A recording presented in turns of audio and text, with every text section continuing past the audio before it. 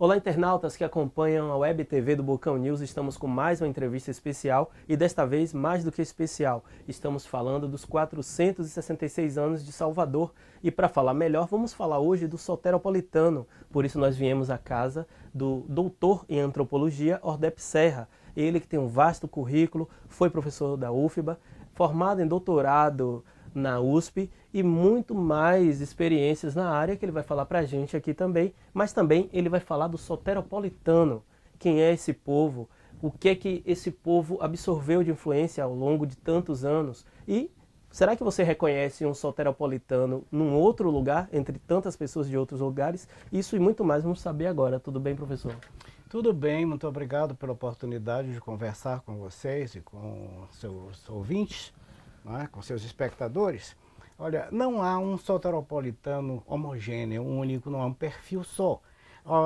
Recentemente, não tão recentemente, colegas meus, a professora Inaya Carvalho, o professor Gilberto Couros Pereira, em um livro muito importante, se chama Como Anda Salvador, eles mostraram que Salvador está cada vez mais dividida. Não é uma cidade só, são 3 cidades. Você tem uma cidade tradicional, tem uma cidade avançada, moderna, e tem aquela cidade miserável da periferia. São 3 perfis distintos, portanto. Se você me perguntar qual é o perfil do homem da periferia, do miolo, é o perfil de uma pessoa agoniada, cheia de aflições, com uma qualidade de vida terrivelmente baixa. Não é? Na cidade tradicional, um pouco melhor. E a gente tem aqui na orla, não é? O pessoal da periferia do miolo está nessa condição miserável. Na cidade média tradicional está decaindo. Aqui na orla está um pouco melhor. Mas nem sequer o pessoal da orla anda muito satisfeito, como eu posso mostrar para vocês. Então, a desigualdade é uma chaga de Salvador. Vamos falar com seriedade. É o que termina influenciando no próprio perfil do soteropolitano. Repare bem, nós temos uma cidade que está numa situação dramática. Em termos de IDH, o IDH, o Índice de Desenvolvimento Humano, ele mede a qualidade de vida. Você comparando todas as cidades brasileiras, em termos de IDH, a posição de Salvador é a 385ª, quer dizer, a posição 385. Tem 384 cidades com qualidade de vida melhor. É uma coisa dramática. É uma cidade miserável, analfabeta, em que o cidadão tem poucos serviços a seu dispor, a não ser numa faixa muito pequena, porque também nós somos campeões de desigualdade. Desigualdade aqui é brutal, você tem gente com um padrão de vida de Suíça e tem gente com um padrão de vida dos países mais miseráveis. Né? Então isso cria uma diversidade clara.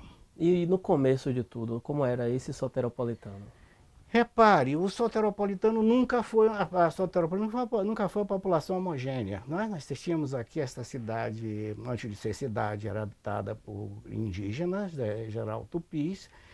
Depois vêm os portugueses, que já são um povo muito mesclado. Trazem escravos africanos, escravizam os índios, havia também muitas diferenças. Ao longo da história colonial, a gente passou por um período de ascensão grande, isso já foi a metrópole, que foi a capital do Brasil. Depois ela se estagna, não é? Ela sofre um processo de estagnação, há uma migração de outros povos para cá, sobretudo europeus, italianos, franceses, ingleses. Quais os povos europeus que mais influenciaram na nossa cultura? Eu acho que a maior presença aqui é de portugueses, claro, de espanhóis, depois acho que de italianos, não é? E depois há outros grupos que vão se misturando à nossa população. Há uma presença muito forte de povos africanos. Sem dúvida. Principalmente pelas religiões de matrizes africanas, que trouxeram dialetos e tudo. Você teve aqui escravos, a maioria deles no começo eram oriundos da África meridional e central, depois da África Ocidental. Então a marca cultural africana é muito poderosa e muito forte na Bahia, não é? O estilo de vida, o modo de se comportar do baiano tem muito essa influência, Tem muita essa influência. As nossas danças, as nossas comidas, muito do nosso jeito de andar, etc. O que eu lamento é que nós não conseguimos ser justos com esse povo, com esse pessoal. Não é? Você vê as condições de vida dos negros na Bahia são terríveis. Eles sofrem com um racismo institucional, eles sofrem com uma discriminação brutal, violenta. Esse legado que ele nos trouxe, que é tão precioso, não é devidamente valorizado. Você falou aqui dos cultos afro-brasileiros. Eles hoje são objeto de uma campanha de intolerância vergonhosa, não é? Intolerância religiosa, que é uma vergonha, uma chaga. Não é? Então isso é muito lamentável. As civilizações africanas nos deram muita coisa importante. A gente falou da religião, mas há em muitas outras áreas. Não é possível você caracterizar a música baiana, ou as artes baianas de um modo geral, sem fazer referência a esse legado. Mas há uma injustiça muito grande no tratamento desta população. O que é que o soteropolitano, o baiano, mas a gente está falando de Salvador, né? O que é que o soteropolitano, lógico, o baiano também, ele traz ainda de marca da influência dos povos africanos, que ainda ele sobrevive, digamos assim, que sobrevive nele? Essa influência é muito forte, não é? Em primeiro lugar, na língua. No nosso, o dialeto soteropolitano, o dialeto de Salvador e do Recôncavo, ele é muito marcado pela influência de línguas africanas que foram cultivadas aqui, nas pessoas que vieram de África. E foi aqui que se fez o primeiro mapa linguístico do Brasil. E esse mapa linguístico mostrou muito claramente isso, né? Os estudiosos mostram muito essa presença. Como eu dizia para você, a nossa culinária, o que é chamada cozinha baiana, é uma cozinha africana adaptada com uma interferência de procedimentos europeus, indígenas, etc. Mas a marca fundamental é essa. A nossa música também, não é? Ela tem basicamente o suporte fundamental é esse. Então o legado africano é muito forte. Outros legados são importantes. Nós temos um riquíssimo patrimônio histórico que está aí jogado às traças, não é? Está muito maltratado. Não é? Temos uma cidade belíssima. Essa cidade já foi considerada a princesa do Atlântico. Ela foi um porto dos mais importantes. Hoje o nosso porto ele é insignificante quase se você comparar com outros portos do Brasil. Essa cidade está sofrendo muito. Né? A primeira coisa é dizer, os baianos, os soteropolitanos, estão sofrendo muito de descaso, de má política, de má gestão, em todos os níveis, federal, estadual e municipal. A gente falou aqui dessa cidade mais moderna, que é a da Orla. A população da Orla também está sendo desconsiderada.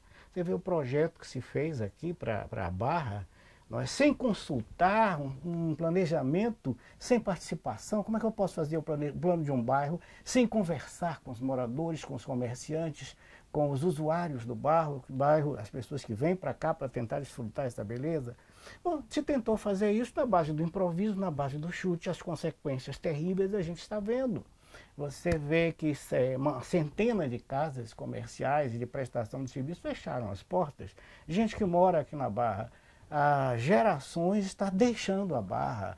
O transeunte é muito mal assistido. Olha os pontos de ônibus aqui que você vai ficar com pena da população que vem à Barra. Olha o estado em que se encontra.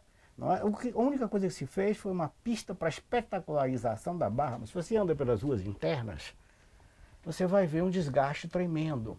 E você tem um fluxo de tráfego muito errado. Então, Salvador sofre disso. Ela é rica do ponto de vista de patrimônio histórico, de cultura, de beleza, de paisagem. Não é? Agora a gente maltrata a paisagem. A maior riqueza de Salvador é o soteropolitano? Sim, claro, é o soteropolitano, porque ele é o guardião de tudo isso. Só que ele está maltratado, não é? Uhum. Você veja, vamos pensar do ponto de vista do turismo. Mas isso é um reflexo da desigualdade que acontece em todo o país, para você? Eu acho que sim, essa desigualdade acontece em todo o país, mas aqui ela é maior do que na maioria das metrópoles. Ela é imensa. Na Bahia, se você olhar, ela é campeã de desigualdade. Isso tem uma coisa errada. E o que é que isso influencia no dia a dia? E o que é que isso faz com que o soteropolitano, em alguns momentos, ele deixe de ter suas características de soteropolitano para se adaptar aos reflexos da desigualdade e desse arroxo social, digamos assim? repare bem, se você fosse um morador da periferia, ou do miolo, chamado miolo, ou do subúrbio rodoviário, como é que você se sentiria? Você estaria muito preocupado, em primeiro lugar, com sua vida. Quanto mais mais escura for a cor da sua pele, mais perigo você corre. Já está provado isso. O mapa da violência mostra que um negro, jovem negro, está muito mais sujeito à morte violenta do que um jovem branco. Também é onde você tem menos emprego, onde você tem menos possibilidade de vida. O narcotráfico está mais presente e às vezes é o maior empregador do lugar. Então é uma situação difícil. Essas pessoas, às vezes são pessoas muito inteligentes, criativas, né? Elas produzem também uma cultura significativa, mas estão vivendo no sufoco. E do sufoco é difícil viver. Né? Realmente, o senhor falou aí de cultura.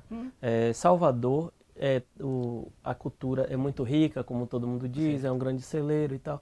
Mas assim, a diversidade de informações e a facilidade dessas informações chegarem às pessoas através da internet, através das redes sociais principalmente, que hoje estão cada vez mais presentes, principalmente entre os jovens, ou seja, essa disseminação e troca de tantas informações sobre outras culturas, isso trouxe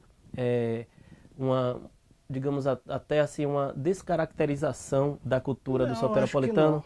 Por exemplo, antes a gente via que chegava nas periferias, onde nasce muita coisa, na verdade, da cultura, já não é mais a coisa percussiva, tem muita influência hoje do funk carioca, do funk paulista. Olha, influência não é mal. Influência pode ser positiva, eu assimilo alguma coisa que vem de fora, assim como nós, por exemplo, se você andar pela Europa inteira agora, você vai achar capoeira na Europa, você vai achar capoeira no Japão, na Austrália, em lugares mais incríveis, tem a influência nossa lá fora. E nós aqui é que maltratamos a capoeira, nós aqui é que desconsideramos a capoeira, é uma coisa, a influência em si não é má. Você falou na internet, a internet ela dá um volume espantoso de informação, agora informação eu preciso saber filtrar e trabalhar. Eu só vou conseguir filtrar e trabalhar bem a informação se eu for educado. Se eu tenho uma má educação, um péssimo sistema de educação, como nós temos aqui, então fica muito difícil. Na Bahia, com tanta singularidade, vamos dizer assim, ou seja, dentro de uma pluralidade de informações, o baiano é cheio de informações. É isso. Teria que ter nas escolas na Bahia uma educação voltada para manter essa cultura, para manter os traços culturais da Bahia. Manter a cultura significa manter sua criatividade. A gente não pode engessar a cultura, ela não é imóvel, ela não é uma coisa que vá o tempo inteiro igual, ela vai mudando, se transformando. Agora, para que a pessoa consiga manter a vitalidade da sua cultura, ele precisa de ter, por exemplo, uma boa educação. Nós temos um péssimo sistema de educação. As escolas são muito ruins, os professores estão muito maltratados, são mal pagos, eles não são equipados, os alunos não têm acesso à tecnologia de educação, que hoje é absolutamente necessária, a não ser com raras exceções. Isso depende também, é uma educação desigual, como tudo aqui, não é?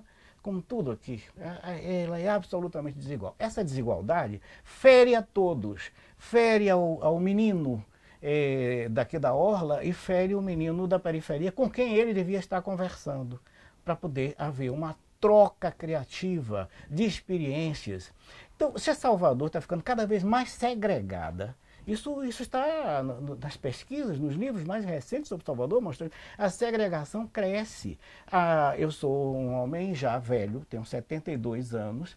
A Salvador em que eu vivi na minha juventude era 1000 vezes menos segregada. A verdade é essa. Era possível pessoas pobres e de classe mais alta conviverem, aprenderem uns com os outros, etc.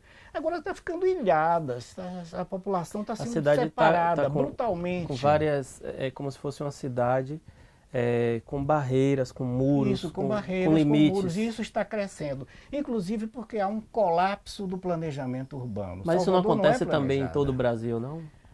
Sim, agora a gente precisa ver. Em Curitiba é menos. No Rio de Janeiro acontece isso terrivelmente. Salvador talvez seja campeã do pique de segregação. Salvador e Rio estão entre as cidades que são riquíssimas em termos de diversidade étnica, cultural, etc., mas em que este processo está sendo muito esmagador, muito esmagador. No caso da Bahia, nós temos aqui um PIB fraco, o PIB per capita muito pequeno, nós temos uma renda muito ruim, temos má gestão no nível municipal, estadual, nós temos desatenção federal para com Salvador, então a gente sofre tudo isso. Então o soteropolitano tem que viver na corda bamba. Às vezes ele consegue fazer maravilhas nessa corda bamba. Nós temos ótimos artistas, não é? Temos escritores de alto nível, etc. Mas o escritor não tem editora para onde ele publique aqui. Não é? Os nossos atores, eles saem de Salvador correndo quando crescem um pouquinho, porque não tem mercado para eles aqui. Nossos dramaturgos, nossos músicos, não é? Você vê, tem uma excelência na produção cultural, no nível popular e no nível erudito, que é muito séria. Só que não tem vazão, você não tem política cultural. Quanto se aplica? Qual é o orçamento para a cultura no estado da Bahia? Não é? Não se tem nem, não se chega a 1%, é 0,5%, sei lá, uma bobagem dessa, 25%, uma bobagem dessa. Isso significa que não há consideração na instância de governo pela cultura. E se cultura depende de orçamento também, não é? O orçamento não é do governo. O orçamento é dinheiro público, é seu, é dele, é meu, é de todos nós. E ele tem que ser bem aplicado, e ele não é bem aplicado na Bahia. O problema é esse, em nenhuma das instâncias. Não é?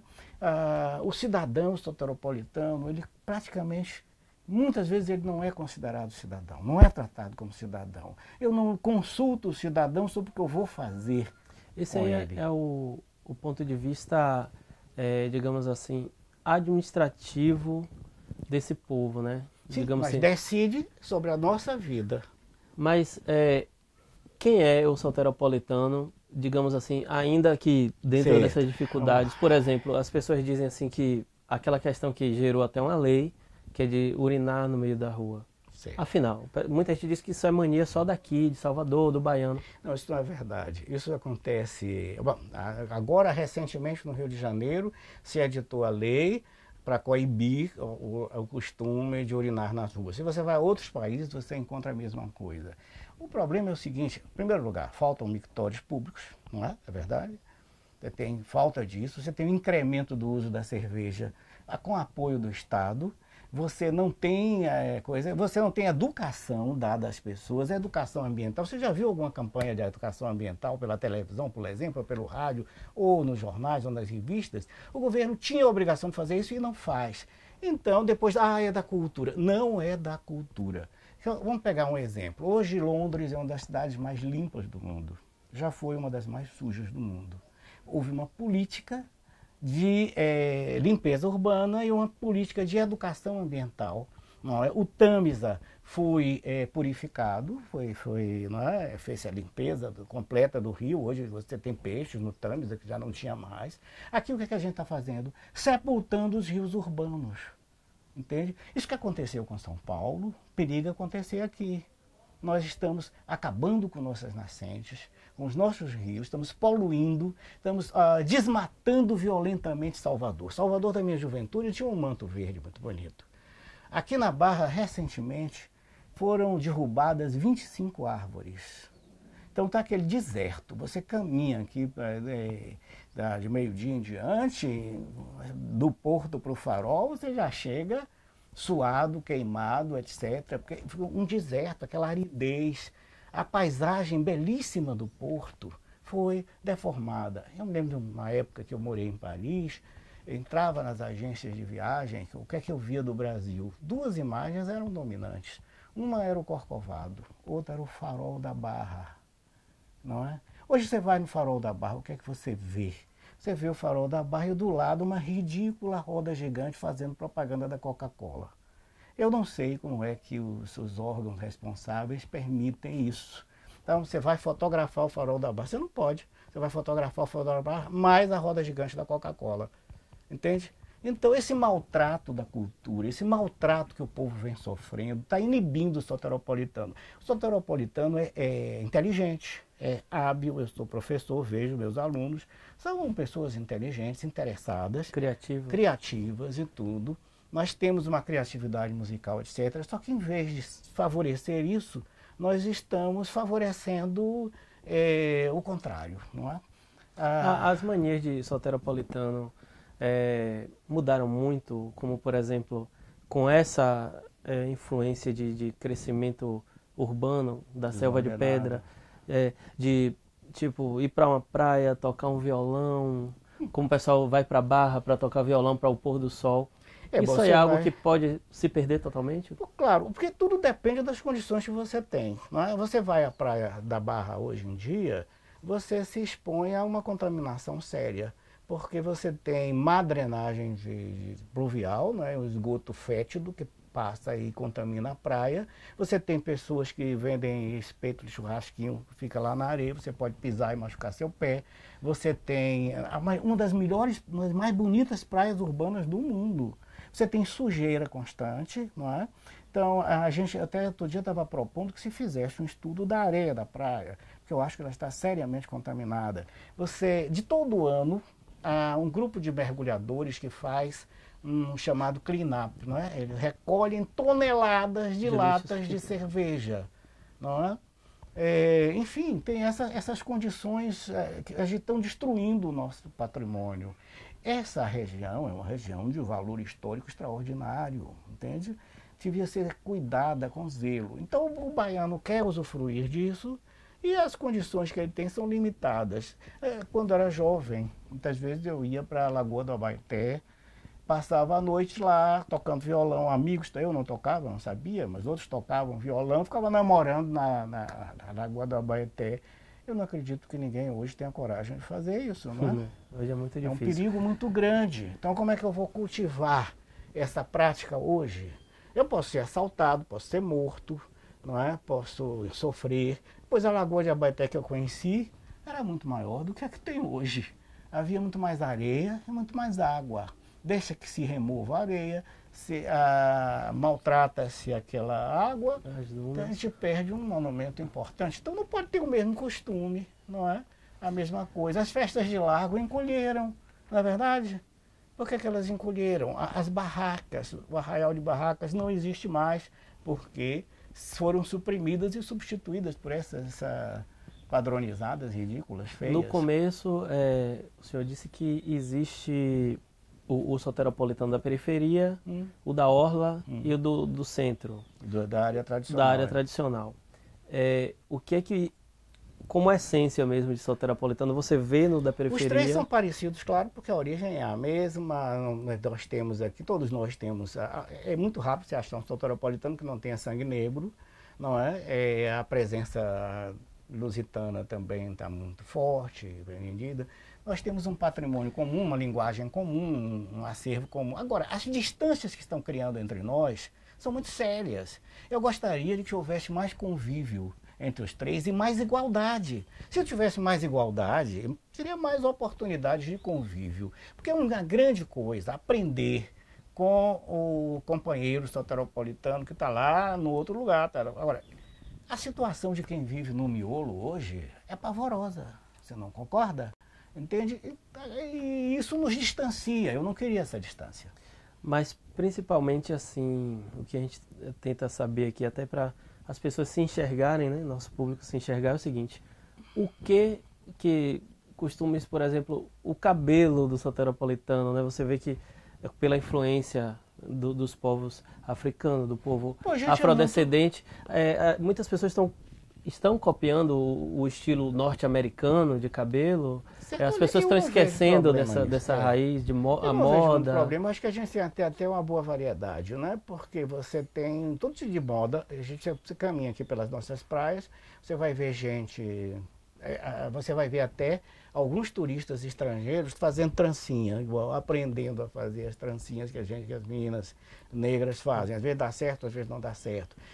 O mesmo direito tem a menina negra de copiar um estilo que ela achou bonito. Eu não acho que isso seja problema. Isso não é perda, não. Então, Não é perda. Porque, repare, a cultura ela procede por reinterpretação. Eu pego uma coisa e reinterpreto.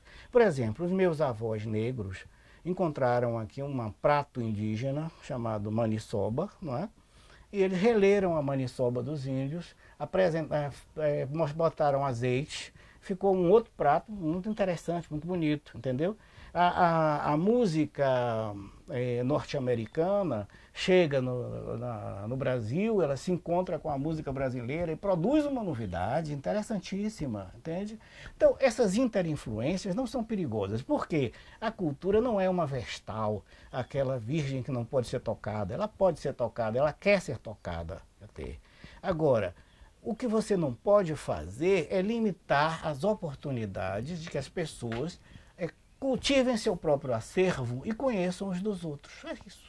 Fundamental. Afinal, é isso. O soteropolitano é preguiçoso? Essa história de que baiano é preguiçoso, o soteropolitano não, isso é preguiçoso? É um estereótipo que não tem a menor sustentação na realidade. O trabalhador baiano, quando ele tem oportunidade de trabalho, é um dos que mais trabalham. Mas está provado, estatisticamente. Essa história de que o baiano é preguiçoso é apenas um estereótipo derivado do racismo.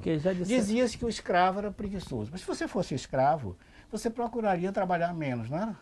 Claro, para ser menos explorado, não é? Isso. Então, esse estereótipo continuou, porque nós temos uma presença negra muito grande.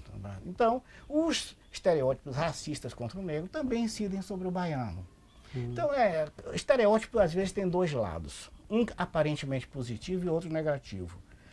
O baiano é como? É festivo, é alegre, é brincalhão, é sensual, tem um pinto desse tamanho, não é? Essa coisa toda é o lado aparentemente positivo. Não é positivo porque lá lhe congela numa imagem só. E o lado negativo? É um preguiçoso, não leva nada a sério, ele não raciocina direito, ele é burro, não é? Aí você chega no sul, São Paulo, Rio de Janeiro, baiano é sinônimo de idiota, de burro. Baiano ou Paraíba também, né? É burro, é idiota, não entende as coisas. Isso é um estereótipo racista, um estereótipo que vem da tentativa de criar distâncias de classe e aumentar a exploração. Isso não tem o menor fundamento de realidade.